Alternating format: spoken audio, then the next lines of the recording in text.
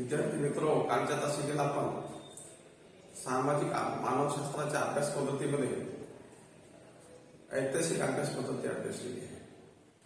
तर सामाजिक मानवशास्त्राचा अभ्यास करत असताना सर्वप्रथम आपल्याला हे लक्षात घेणं गरजेचं आहे की सामाजिक मानवशास्त्राचा अभ्यास म्हणजेच आदिवासीचा अभ्यास. आणि आदिवासीचा अभ्यास करायचा असेल तर कोणकोणत्या पद्धतीने करता येईल. तर आपण ऐतिहासिक पद्धतीचा अध्ययन करत असतानाच पाहिलेलं आहे की नैसर्गिक शास्त्रामध्ये निरीक्षण आणि प्रयोग पद्धतीचा वापर केला जात असतो. म्हणजे जीवशास्त्र, भौतिकशास्त्र, रसायनशास्त्र या शास्त्रामध्ये आपल्याला प्रयोग पद्धतीचा आणि निरीक्षण पद्धतीचा वापर केला जात असतो. परंतु सामाजिक शास्त्रामध्ये सतत प्रयोग करणं शक्य नाही. मानवशास्त्रामध्ये, भूगोलामध्ये काही प्रमाणात प्रयोग केले जातात, परंतु इतिहास, अर्थशास्त्र, समाजशास्त्र, राज्यशास्त्र या शास्त्रामध्ये सतत प्रयोग करणं शक्य नाही. त्यामुळे या शास्त्राची एक अध्ययन पद्धतीची वेगळ्या पद्धतीची निर्माण करण्यात आली.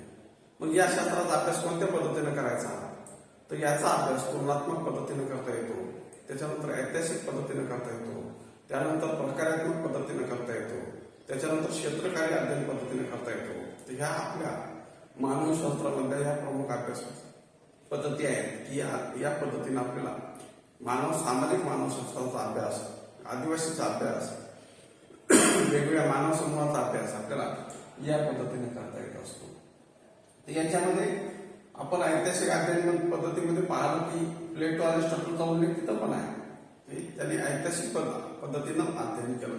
जे काही त्यांनी उत्क्रांतीवादाचा वेगळा सिद्धांत मांडला किंवा वेगळं जे संशोधन केलं की राज्यशास्त्राचा जनक आहे अरिस्टॉटल, तसाच तो जीवशास्त्राचा जनक सुद्धा आहे.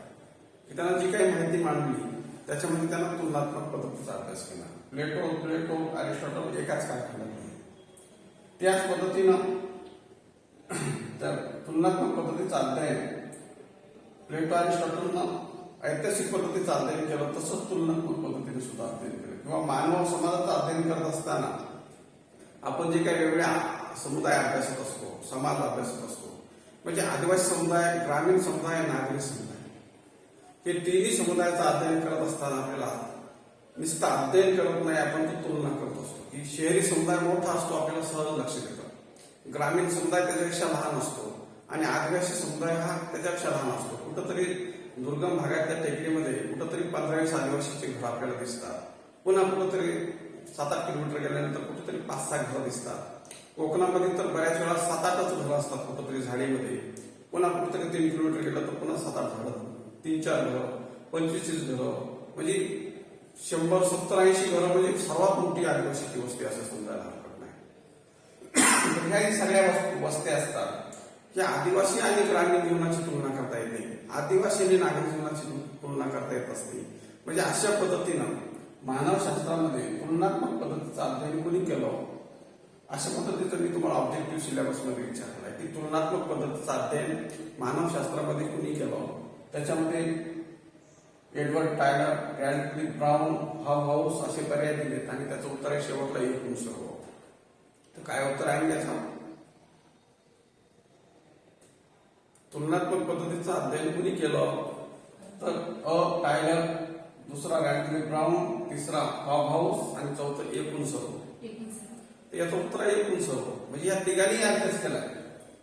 तर हे आपल्याला लक्षात घेणं गरजेचं आहे. किंवा ऐतिहासिक पद्धतीचा अध्ययन कुणी केलं ते आपण मागच्या पिरियडला पाहिलं. कुणी केलं ऐतिहासिक पद्धतीनं अध्ययन?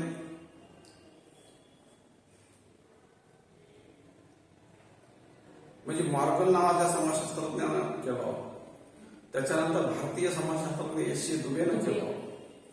हे आपल्याला लक्षात ठेवणं गरजेचं आहे. की मग हे टिपिकल, मी तुम्हाला सुरुवातीला सांगितलं की हे याला तुम्ही सोप्यावर घेऊ नका, सामाजिक मानवशास्त्राला सोप्यावर घेऊ नका. आमचं शिकवून झाल्यानंतर जर तुम्ही अचानक आणि काही विचारलं तर आम्हाला तात्काळ उत्तर देणार नाही. इतकं गुंतागुंतीचा संबंध आहे एका ते.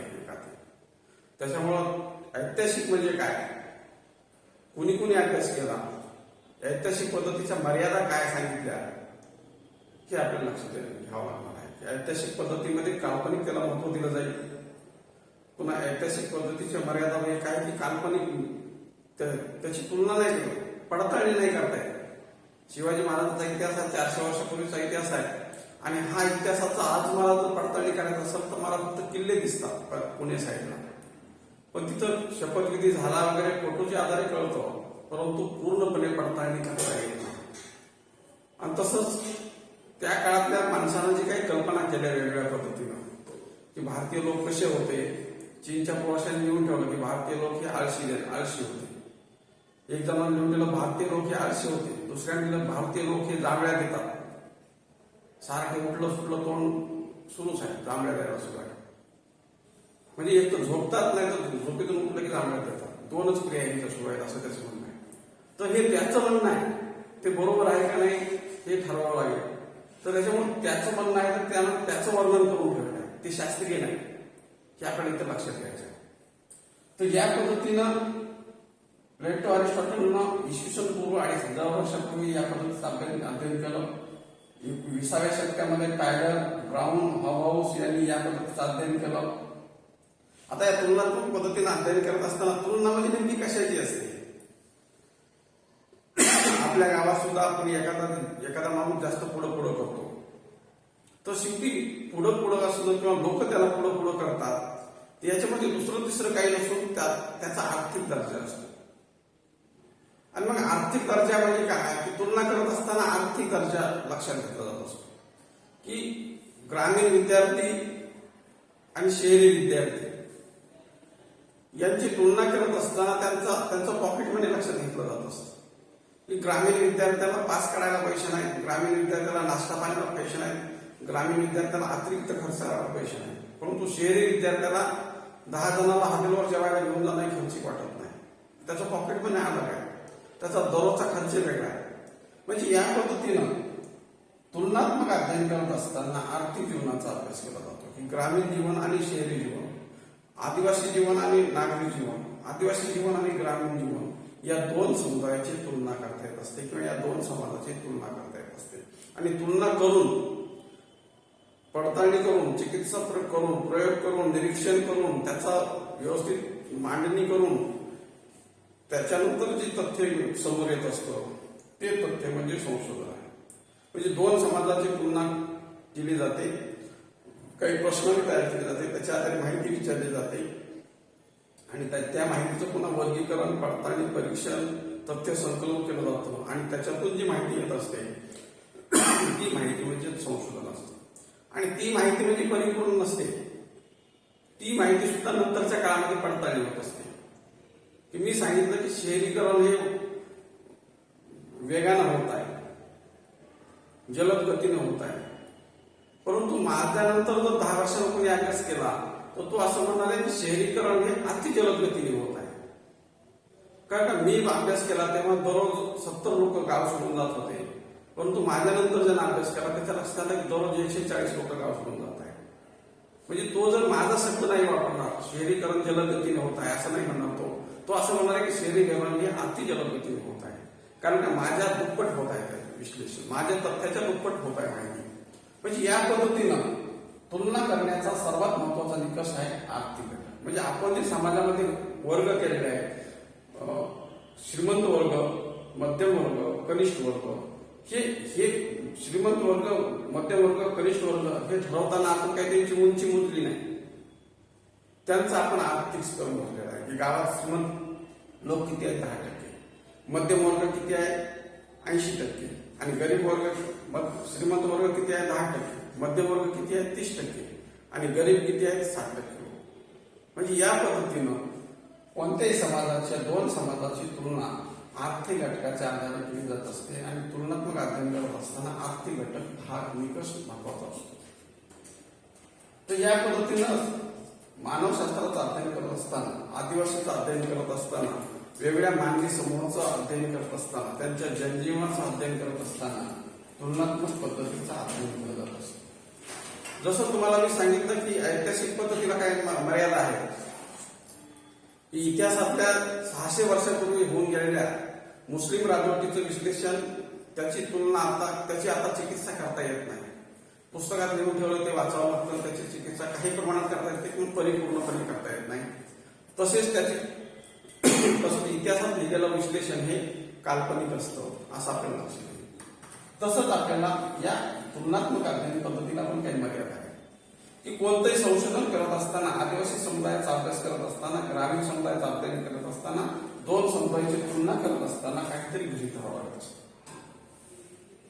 नागरी, आदिवासी, ग्रामीण तीन समुदायाचं अध्ययन करत असताना, मानवी जीवनाचं अध्ययन करत असताना, दोन समूहाचं अध्ययन करत असताना काहीतरी डोक्यात घ्यावं लागतं की आदिवासी लोक हे मागास आहेत, शहरी लोक हे संस्कृतीपासून दूर जात आहेत, असं काहीतरी गृहीतक बनवावं लागतं संशोधकाला.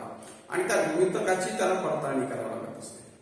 आणि बऱ्याच वेळा त्या संशोधकाला गृहीतकच निर्माण करता येत नाही.